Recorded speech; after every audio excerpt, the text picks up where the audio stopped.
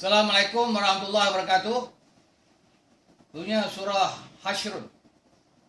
Hashr maknanya diusir. Kita usir ni Nabi Muhammad mengusir orang-orang Yahudi daripada Madinah. Antara kerana mereka membuat suatu kerjasama daripada mereka untuk lawan Nabi, buat tembok di tempat tinggal mereka.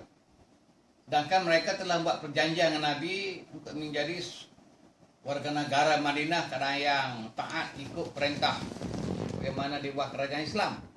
Tiba-tiba mereka mendiri tembok-tembok sebagai pertahanan, nampak macam nak lawan kerajaan Madinah. Nabi Muhammad SAW mengajak bala tentera Islam pergi kepung kampung Yahudi itu, sehingga mereka mengaku kalah dan diusir keluar daripada kampung mereka, pergi keluar daripada Madinah. Kemudian mereka berkumpul di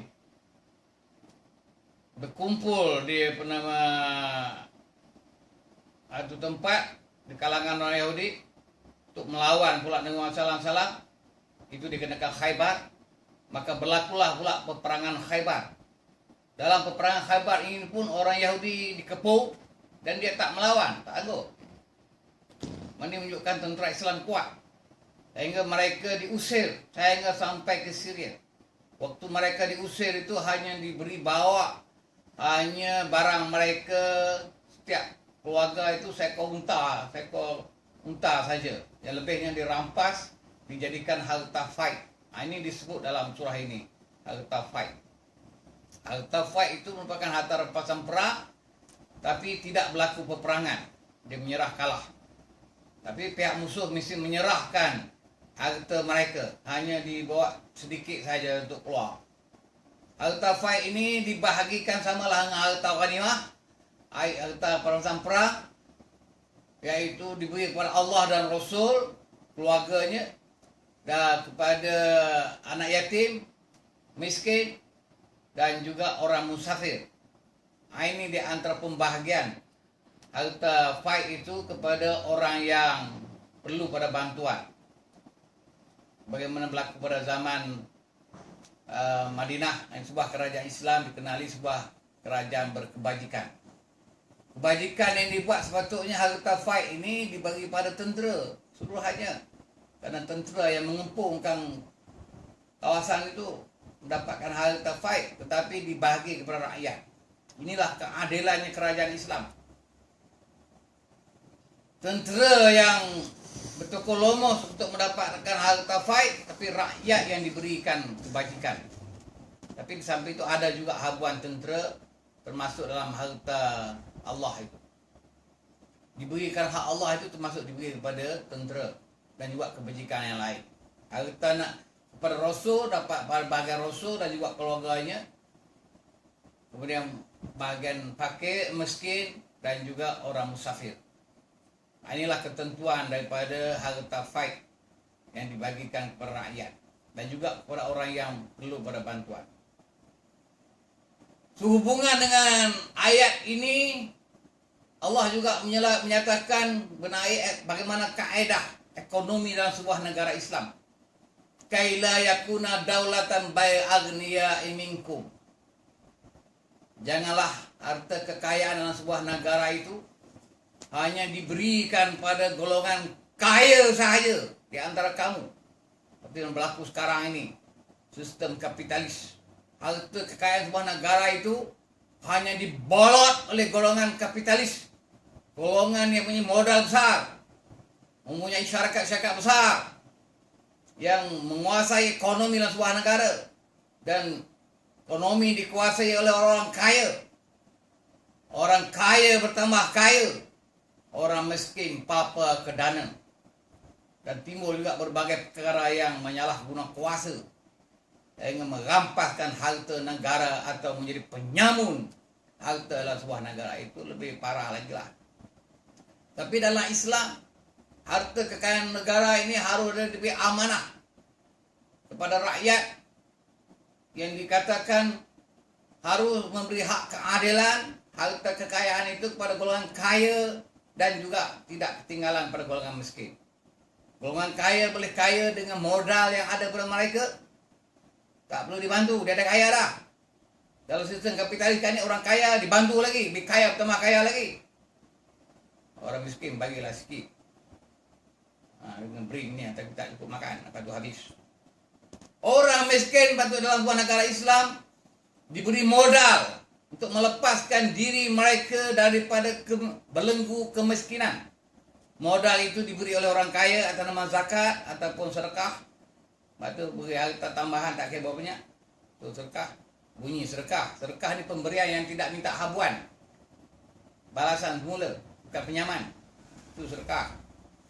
Dan pula beri modal daripada pihak kerajaan sendiri juga atas nama bantuan. Daripada orang kaya dan kerajaan, orang miskin itu cukup. Adakah modalnya untuk membangun ekonomi. Berbagai-bagai kegiatan ekonomi sehingga mereka dapat melepaskan diri mereka daripada belenggu kemiskinan. Dalam kata yang lain, mereka juga boleh menjadi kaya. Setelah mereka jadi kaya, mereka bertanggungjawab untuk mengeluarkan sebahagian pada harta mereka untuk memberi zakat ataupun sedekah. Ini kaedah ekonomi dalam Islam. Sedangkan ekonomi yang ada sekarang ini dikuasai oleh ekonomi kapitalis yang menyebabkan ekonomi bebas. Golongan yang bebas yang boleh menguasai ekonomi adalah terdiri pada golongan yang kaya bertambah kaya raya, yang miskin papa ke dana. Dalam ekonomi Islam, orang kaya pun boleh bertambah kaya dengan modalnya. Orang miskin diberi modal untuk membangun ekonominya, bukan beri hutang. Modal pada kerajaan orang kaya tanpa ada kena bayaran balik, tapi syaratnya usaha miskin itu mestilah amanah. Dalam perniagaan, usaha yang mereka lakukan betul mengikut bagaimana kaedah-kaedah pencapaian kejayaan dalam usahaan dan perniagaan. Itulah di antara kaedah ataupun disebut dalam Al-Quran ini merupakan harta kekayaan negara itu tidaklah diberi pada orang kaya sahaja, maknanya diberi juga pada orang yang berhak tanggungjawab untuk menerima bantuan orang khususnya orang miskin, fakir miskin.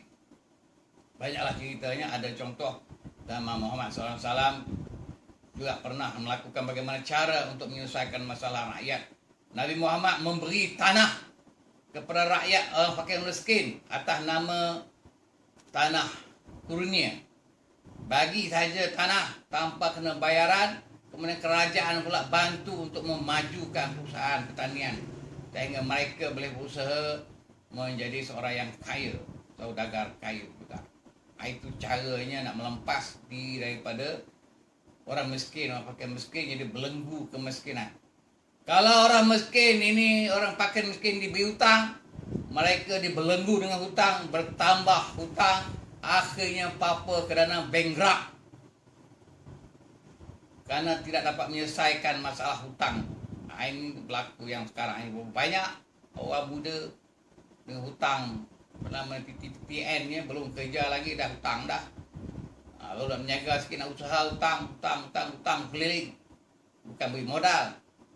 Modal yang beri begitu juga, begitu tanpa disilik apa benda yang nak buat. Itu tak betul juga. Itu menghambur-hambur.